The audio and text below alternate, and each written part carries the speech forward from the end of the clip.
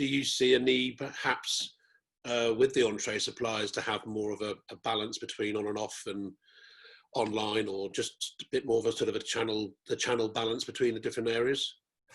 Yeah, absolutely. And now we had, just based on the market dynamic going on at the end of the last year, had embarked upon a couple of relationships, which we'll hopefully be talking about in the near future, that will leverage a little bit more of the digital platform. We had within our warehouse migrated a portion of the warehouse into a more bottle pick, because the difference between the B2B, it's a completely different dynamic in the operations and how it's picked.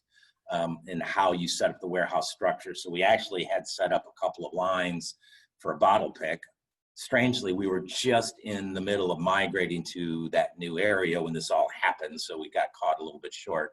But we expect to keep a portion of the warehouse really directed on the B2C, bring some other people in. We have talked to a couple of suppliers that are very strong in the on-trade spirits guys, and they just don't expect necessarily that that's going to come back. They're doing their own digital strategy.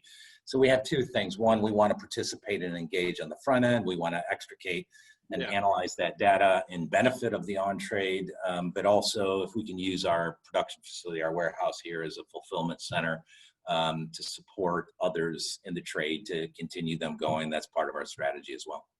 And I suppose let's say a benefit, but I mean, the fact that this is impacting the major brand owners as well, so potentially some of the research and the thinking around what the likes of Diageo or AB InBev or Pernod Ricard, their ability for them to be able to offer more insight and to give people like yourselves that kind of faster route into the whole digital thing as well.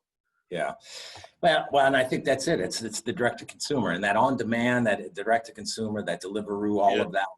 Look, that was a huge trend to begin with.